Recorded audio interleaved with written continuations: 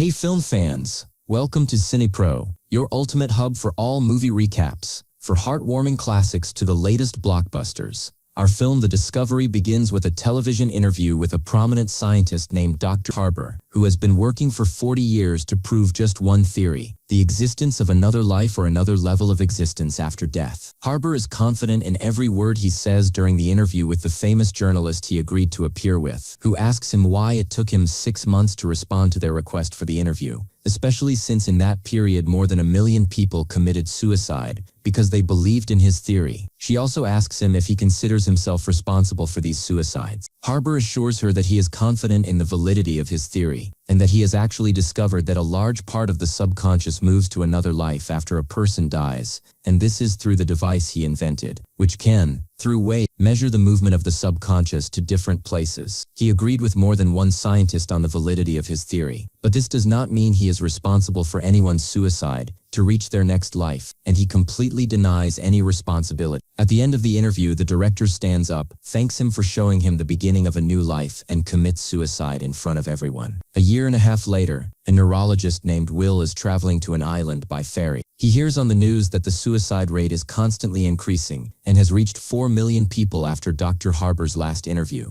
after which he disappeared completely from public view. Will turns off the television but discovers that another woman on the ferry was also listening to the news. He gets to know her and learns her name is Isla. They discuss what's happening, the suicide rates, people's belief in the theory, and how their ideas about death have changed, seeing it as a gateway to a better life. There are even groups and competitions for mass suicide. There is almost no one else on the ferry, and when they get to the island, there are hardly any people around, to the extent that Isla struggles to find a car to take her to her destination. Will's brother Toby comes to pick him up and take him to the place where their father now lived. All along the way, Will sees funerals and cemeteries. When they arrive, Will is shocked because the place is a huge building that used to be a youth camp. Their father bought it after all the young people committed suicide. Many people who failed in their suicide attempts live there, and their father tries to make them feel that their lives have value. He supervises them, and they work with him. Will's father is Dr. Harbour himself, who lives there with many scientists and doctors,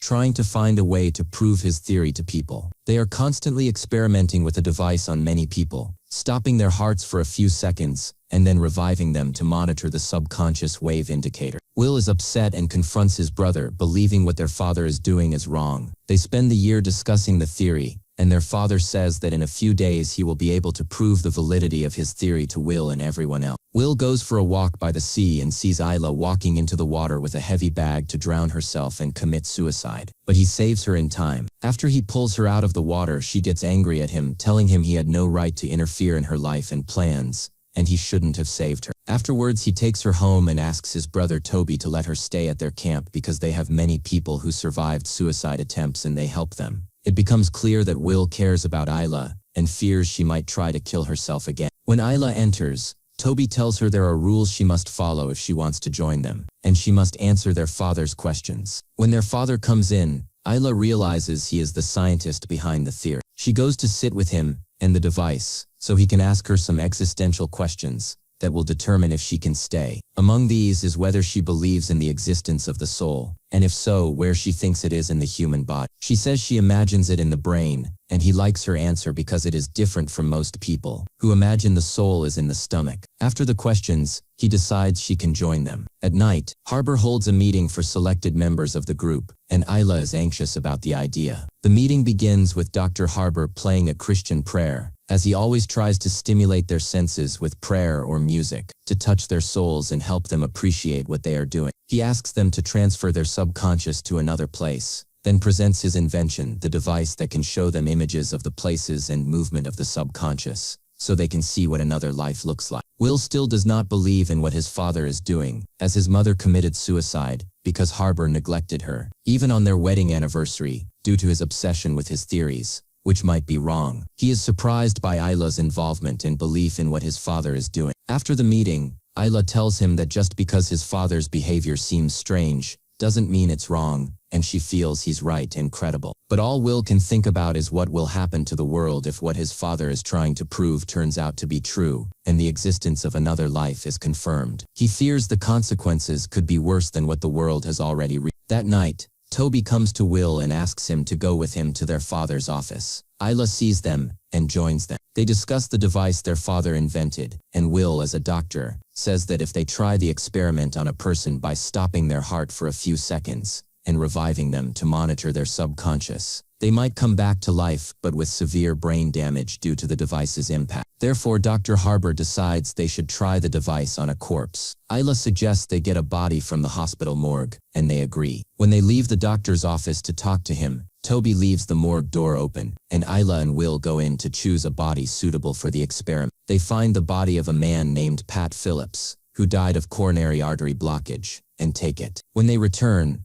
Isla spends the night with Will because her room is uncomfortable. Before sleep, they talk about whether there is another life for children animals. Isla tells Will that she has no feelings for anyone, and nothing could happen between them, even if she slept in his room every night. The next day, it's time to test the device on the body. After several attempts, no indicators appear showing the location of the subconscious, meaning there is no other life for the deceased in front of them. They repeat the experiment, but still nothing shows up on the screen. Will is afraid the body will burn from the device's repeated use. Indeed, the power goes out, and Dr. Harbour and the team leave, very disappointed. After a while, Will enters and tries the device again, and strangely, he sees on the screen the location of the subconscious of the body in front of him, meaning he is now living another life after his death. He records what appears on the screen shows a rainy road with a person driving his car, and it turns out to be the same person in front of them, until the person enters the hospital and goes into the emergency room. There, he sees a woman blaming him for his lack of sense of responsibility, and Will says he saw and heard all of this, and turns off the device when he feels that his father, Dr. Harbour, is coming in to try again. But Will tells him that if he tries again, the body will burn because he is terrified of the success of the device that revealed there is another life we live after death. The next day, they take the body to get rid of it, and Harper asks them to find another body for the experiment. After Will and Ayla get rid of the body, Will tries to search for the emergency hospital that Phillips went to after he died, which he saw in the video from his subconscious. He actually finds it near him and goes there, trying to enter the room that Phillips was about to enter but finds it blocked. When he asks one of the workers if there was ever a corridor with rooms there, the worker tells him there was indeed a corridor, but there were renovations and rebuilding more than 10 years ago, and the corridor was closed. Will is very surprised. If what the device revealed is another life after death, why is this thing in the past? He suspects the device is for memory retrieval, even though she is the oldest among them, and Harper embraced her, saved her from suicide, took her in, and gave her life meaning and value after all her family members committed suicide alone and left her so she wouldn't be with them in the other life they would move to. He asks her to take her things and leave the place as punishment for betraying him and revealing their secret. Will leaves with Ayla and confesses to her that the device worked and the experiment succeeded. He shows her the video he saw from Phillips's subconscious,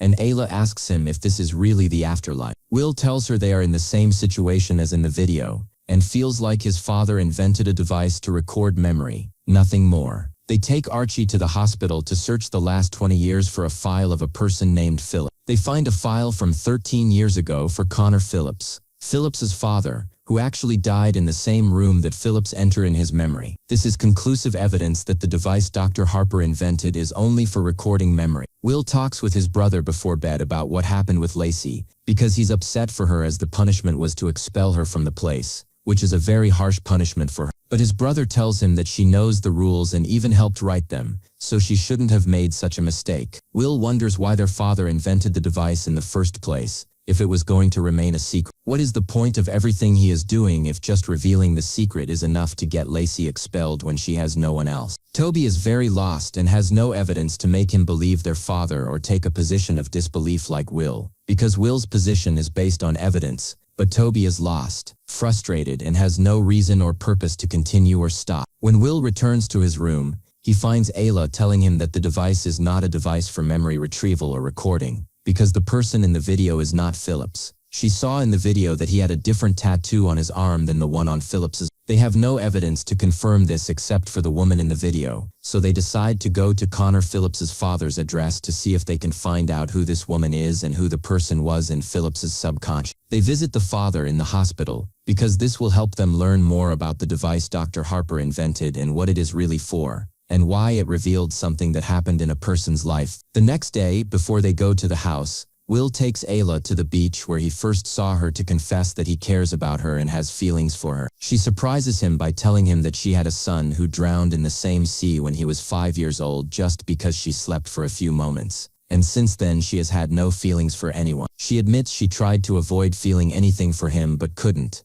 and she reciprocates his feelings. They go to Connor Phillips's house and actually meet the woman they saw in the video from his subconscious. It turns out to be his sister. She tells them she hasn't seen him in a long time and didn't even know he died because they were very angry with her and left her with their father, who had cancer, and also left her their mother, whom she still takes care of because she has Alzheimer's. They also learn from her that he never visited them in the hospital before their father's death. When Will asks her about the tattoo, she tells him they got matching wave tattoos as kids, the same as the one on Phillips's body, but it wasn't on the arm of the person who appeared in the subconscious. And from Will and Ayla return to their room and she tells him he has to believe his father because they couldn't prove the opposite of his theory or explain what they saw. But Will insists that we are just humans who always make mistakes. This is the same reason Ayla resorted to suicide, but Will reassures her that she is not the cause, and there are deep mutual feelings of love between them. Then Toby, Will's brother, comes and tells him their father asked to have his heart stopped for a few seconds and be put on the device to prove he is right.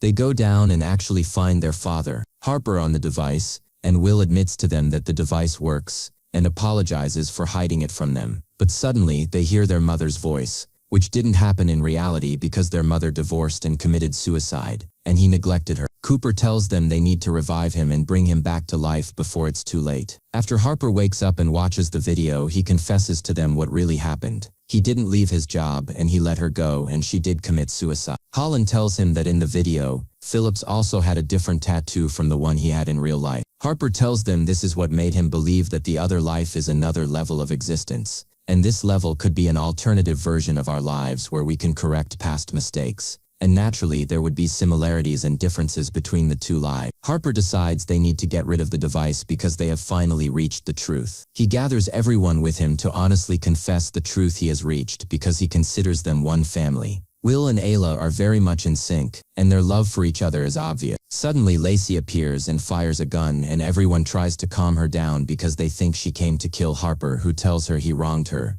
But she throws away the gun and the shot hits Ayla. Lacey tells them she didn't kill her but just moved her to another place because when she came she took her place. Will is devastated by the death of his beloved and completely collapses, in his worst state, and even his brother Toby is more lost and confused, especially when he asks their father what will happen after they die in the other life, if it is really a life, an alternative and a second chance at the life we are in now. Willa goes to the place where the device is to try it on himself and then returns to meet Ayla in the second life and prevent her murder. Indeed, the experiment with the device succeeds on Willa while he is alive, and he finds himself on the same ferry he was on at the beginning of the film. He calls out to Ayla, finds her and tells her that he must prevent her murder and that she must stay alive with him. He is very emotional because he doesn't understand why he is back on the ferry again in the first place. Ayla calms him down and tells him that he won't be able to do that because this is now his memory, and she is just a part of it, and he won't be able to prevent her murder here. This life repeats for him from the very first day of his existence on the ferry every time. That is, every time he dies, he will start his next life after death from his existence on the ferry,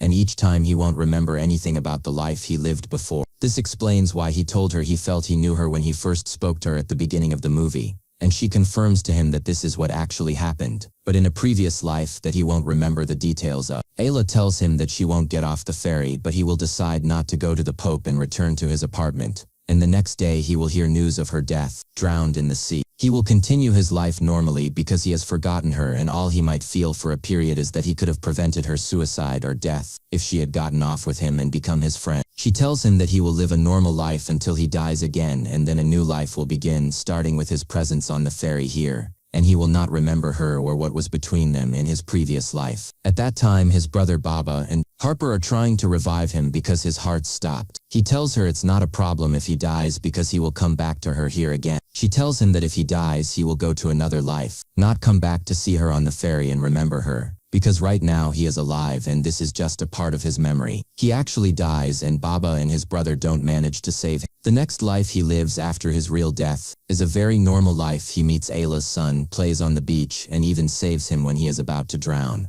He sees Ayla, his mother, and she thanks him for saving her son, takes him, and leaves. They can't remember anything about each other from their previous life, and he leaves as well, but he feels deep down that he has seen her before. The whole story is about previous lives or the last level of existence that Harper discovered, which is not a second chance at the first life, nor a replacement for it. Yes, it may be similar to it, but not with the same opportunities, because opportunities come only once in each life and are not repeated. If you liked today's video, don't forget to like, subscribe to the channel and activate the bell to receive all new updates. See you